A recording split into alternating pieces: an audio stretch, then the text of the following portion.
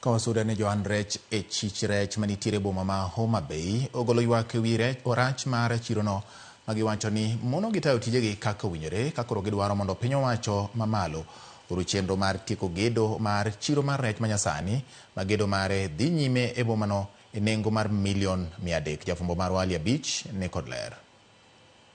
Piny owacho mamalo ne ochako chenro mar gero chich rech manyasani e boma ma Homa Bay nengo mar $300,000. Chiro ma kagedo mar obiro tieki biro kelo fungruok maduong' ne Joan Rech mathoth ma bende osebedo kagolo ywak margi rach mar chiro masani koro gitiye. Juma mokalo e kinde ma jatend piny William Ruto ne otimo limbe e kaunti ni, achiel kuom chenro mag dongruok mane ochuoyo wang'e en gedo mar chiro makamano mane okoni gedo mar ibitieki kapok dwe mar 12 higani oromo.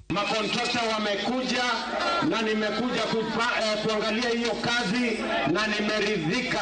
Kabla ya Disemba mimi nitakuja kufungua hiyo fish market. Tutaweka cold rooms ndio samaki yenu isiwe inaharibika. Boma ma Homa Bay ni kod chich rech maduong' ma Joan Rech mathoth osebedo katiye. Kata kamano johala go osebedo kaywago rach mar chirono magiwacho ni ochido kendo ok ber kod uso rech nikech chunogi mondo gipedh rech e lo. Gino mabende odhi ataro gi chike mag ler kagiwacho ni gedo mar chich rech masani koro piny owacho mamalo timono biro kelo nigi fungruok maduong'. Ionge kabisa kata ka kwalok ne customer rech, koro customer neno ni rech olil.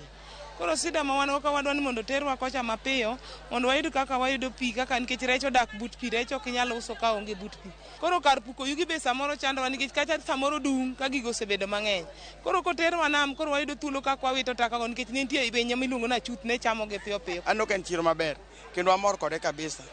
To ne wagombo ni mondo wadhi kono kech kar ka tin to be obor gi nam koro chandowa. Johala go wacho ni chiro masani koro gitieno bende tin ka opim kod kwan johala mathoth matiyo kanyo kendo ma osehinyo gi e chenro mopogore magitimo ka gikwayo jatend piny William Ruto mondo chop singo mane oketo mar tieko gedo mar chirono kapok higani orumo mondo giyud konyruok. Kar kae wantiere kama di kane wan e dho nam chon to nwanyalo ng'eyo price kaka rech ne nyalo ringo.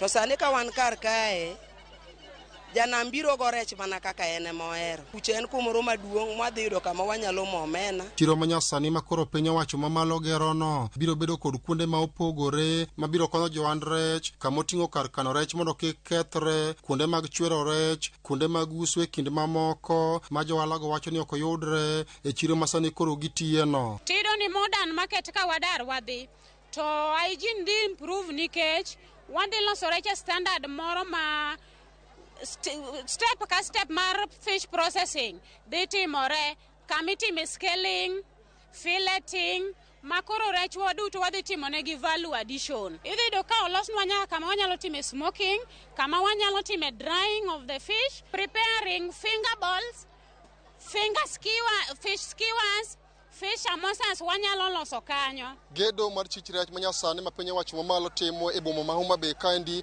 geno nitie ni biro konyo Joan Rech gi eki ma osebedo ka uluse lwase marach mokalo ka gidwa ni mondo piny owacho ru gedo machiro no endo mondo giyud konyruok.